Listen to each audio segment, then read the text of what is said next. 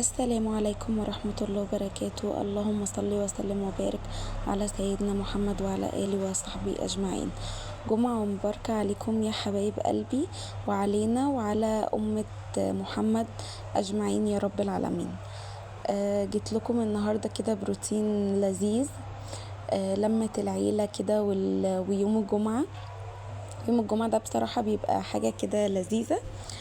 فحبيت ان انا احضر فطار ليا انا وجوزي العزيز يعني. فعملت كده كوبايتين لبن، وكان عندي قرص. زي ما انتوا عارفيني طبعا يا بنات، انا بقول لكم انا بحب جدا جدا المخبوزات.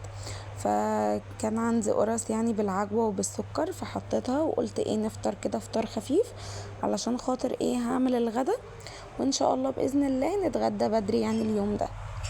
بس انا بحب قوي يوم الجمعة ده. طبعا انا يوم الجمعة بقضيه يعني عند مامتي وكده، بس اليوم ده ما روحتش يعني، وحبيت ان انا اقضيه في بيتي انا وجوزي. بس طبعا كان معايا وركين، كنت جايباهم فطرنا وكده يا بنات يعني، وكان عندي وركين فكنت مقطعهم كده، الدبوس لوحده والجزء اللي هو اللي فوق ده برضو لوحده. وكان ما شاء الله يعني كنت جايباهم كبار شوية. فكانت الكمية كبيرة يعني، كان الدبوس ما شاء الله زي ما انتوا شايفين كده، وحتى الجزء اللي فوق ده كان كبير. بس طبعا عملت لها محلول ملح، محلول اللي هو المحلول بتاعها ده يعني، حطيت لها ملح وشوية خل ودقيق وليمونة والكلام ده كله نضفتها. بس معايا طبعا الخلطة اللي انا هحطها في قلب الفراخ يعني وكده. انا هعمل صينية فراخ زي المشوية يا بنات، واحط فيها كام بطاطساية كده اللي هو ايه ناكلها مع الصوص اللي هينزل منها. بس معايا 3 بصلات كده حلوين صغننين، واحدة احمر و2 ابيض، ومعايا 5 طماطميات كده، ومعايا قرنين فلفل بارد طبعا انت لو بتحب الحامي تمام، ومعايا معلقتين عسل كبار، ومعايا حبهان، ومعايا كل التوابل اللي عندك. معايا كاري، ومعايا بابريكا، ومعايا فلفل اسود، ومعايا ملح، ومعايا كمون، ومعايا كزبرة ناشفة، ومعايا 7 بهارات، ومعايا ايه تاني، معايا ايه تاني يا بنات؟ بس يعني هو ده. انا ما حبيتش ان انا احط شطه ناشفه او شطه حراقه، بحيث مثلا ان انا لو سيليا مثلا حبيت ان انا في شويه رز احط لها البطاطسيتين دول مثلا معاها، ما يبقاش حراقه عليها، فاهمين؟ بس وايه تاني انا ما حطيت، او حطيت بعد كده ورق رورو او ورق رورة. وبعد كده حطيت واحدة دجاج ماجي، وحطيت زيت في قلب الخلاط او في قلب الكبة، وانا بضربهم زي ما انتوا هتشوفوا كده. وحطيت فصين توم برضو يا بنات. وايه تاني؟ وبس كده والله.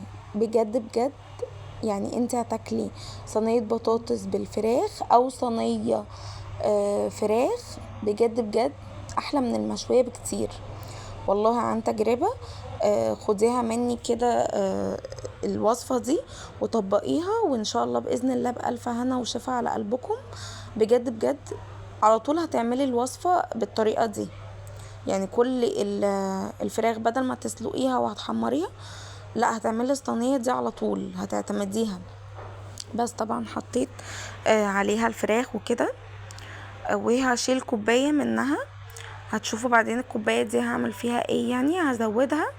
انا كنت هشيلها يا بنات واحطها على الوش، بس لقيت الصوص ان ما شاء الله اتشرب في الفراخ، علشان خاطر انا خليتها لمدة 2 أو 3 في قلب الخلطة دي يعني، وحطيتها في التلاجة فشربتها وخلت بقى بصوا يعني اللحم حتى بتاعها من جوه فيها الطعم التوابل والحاجة اللي انا حطاها دي، فاهمين؟ فكل ما تحطيها اصلا اكتر في التوابل دي، يعني ممكن تعمليها قبليها بيوم اصلا وتحطيها في التلاجة، هتاخدي بصي نتيجة احسن من ان انا كمان خدتها، فاهمين؟ يعني اللحم بيشرب اصلا من الصوص ده، فبيخلي بقى ايه الطعم كده لذيذ جدا. بس بديها طبعا ايه خرمين كده او تفتحتين كده، بفتحها يمين وشمال علشان خاطر بس ايه ان زي ما انا قلت لكم ان الصوص اللي انا عاملاه ده يدخل جوه الفراخ، يعني جوه اللحم كده يبقى فيها الطعم ده. بس وبعد كده طبعا هحطها في التلاجة لحد ما اخلص بقى اللي انا هعمله مثلا في شقتي، او مثلا هقعد شوية ارتاح لحد ما اعيد يعني الغدا اللي احنا هنعمله. طبعا بطلعها قبل الغدا وبتستوي معانا بسرعة جدا يا بنات، ما تخافيش يعني وكده. لا بتستوي على طول. بس كان عندي طبعا الشفاط كان متبهدل قوي قوي وما كانش نظيف، فحبيت ان انا اعمله كده يعني غسلة نضيفة واروق عليه، لان زي ما انتوا شايفين متبهدل قوي قوي يعني، كان بقالي كتير بصراحة ما غسلتوش، فحبيت ان انا اغسله يعني. بس طبعا حطيت في السلكة او في الاسبونشة اللي انا بغسل بيها دي الصابون وكده، فلقيتها خالص مش بتنضف، فطلعت حتة سلكة كده وحطيت برضو فيها الفري. ويبصوا يعني بجد بجد الله يبارك له او الله يبارك لها اللي اخترعت السلكة دي. بجد السلكة دي منجزة وتحفة وبتنضف كتير جدا يعني. الحمد لله ان احنا في حياتنا في حاجة اسمها سلك يعني بجد والله. وفي برضو سبونج كده بتبقى ناشفة شوية شبه السلكة، برضو دي لذيذة قوي وحلوة وبتنضف. بس انا ما كانش عندي يعني السلكة دي او السبونشة دي، كان عندي سلك عادي، فطبعا مش بيخسر يا بنات، لا عادي بينضف برضو. بس حبيت ان انا امسكه كده واعمله غسلة نظيفة، عشان زي ما انا قلت لكم كان متبهدل قوي. بس ولو لسه انت متابعيني لحد هنا ما تنسنيش باللايك الجميل والاشتراك في القناة لو انت لسه ما اشتركتيش، وتفعيل الجرس علشان يوصلك كل جديد انا بنزله. وبحبكم جدا يا احلى متابعين، وشكرا جدا جدا على كل الكلام الحلو اللي انتوا بتبعتوهولي، ده بيشجعني وبيحسن من مودي كتير جدا، فربنا يديم المحبة اللي ما بيننا. ولو لسه انت برضو مكملة الفيديو لحد هنا، صلي على النبي كده وانت قاعدة علشان تكسبي حسنات وعلشان انا كمان اكسب حسنات.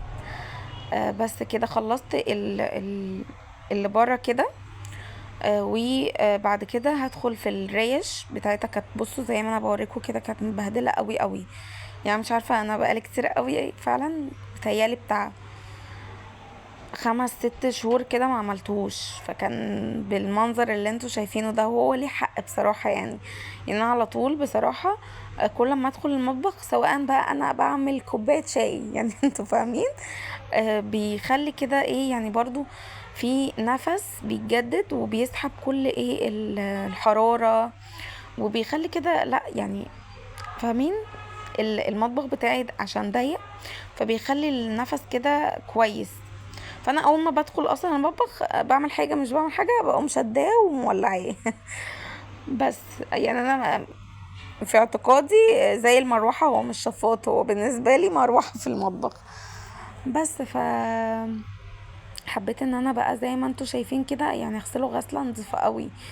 وحتى غسلته من الناحية اللي جوه بتاعته برضو، بس ما صورتش معاكم علشان المكان ضيق بصراحة يا بنات، وانا ما عرفتش اقف ولا احط الستاند. ف يعني غسلته برضو غسلة نظيفة كده من جوه، من عند الريش بتاعته اللي هي اللي بره دي. هو انا بتاعي بلاستيك، الحتة اللي انتوا شفتوها دي يعني وكده، والريش بتاعته، لكن الحتة اللي من بره حديد عادي. بس وهو عملي جدا جدا جدا يعني يا بنات. فانتي لو لسه بتفكري او لسه عروسة وبتقولي اركب الشفاط اللي هو المروحة ده او الشفاط التاني اللي هو بيبقى الريش بتاعته مش باينة، فالريش اللي هو بيبقى الريش بتاعته مش باينة هو بيبقى اقوى من ده. بس والله برضو ده عمل يا بنات وجميل جدا يعني عن تجربة، لا هو لذيذ يعني بصراحة. بس طبعا خلصته زي ما انتوا شايفين كده ولمعته وزي ما انتوا شايفين اهو، فظبطته وبس كده. كان طبعا عندي وقت الغدا يعني، فحبيت ان انا اطلع الفراخ. زي ما انتوا شايفين الكميه بتاعت الصوص بتاعها قل، فبوريكم ان انا حطيت ورق رورة 3 ورقات كده يا بنات. وبعد كده حطيت اهو الدجاج الماجي، وبس هديها تقليبه كده كويسه في قلب الصوص بتاعها اللي انا عاملاها والفراخ. وبعد كده هجيب الصينيه بتاعتي، صينيه ألمونيا يا بنات. يعني انا بستريح جدا جدا في صواني الألمونيا، سواء بقى هعمل كيكه، سواء هعمل صينيه بطاطس، سواء هعمل اي حاجه. بصراحه بقيت بستريح جدا جدا للألمونيا. عندي صواني تيفال وجرانيت، بس مش عملية قد الألمونيا. فاهمين حاجة؟ يعني انا بصراحة كنت الاول بقول لا ألمونيا ايه، لا انا عندي الجرانيت احسن، او او التيفال احسن. لا طبعا، يعني بجد بجد كل ام كده لما تقولك انت هتستخدمي كذا ما تجادلهاش، وقولي لها ماشي يا ماما اللي انت شايفاه، وهاتيلي اللي انت عايزاه.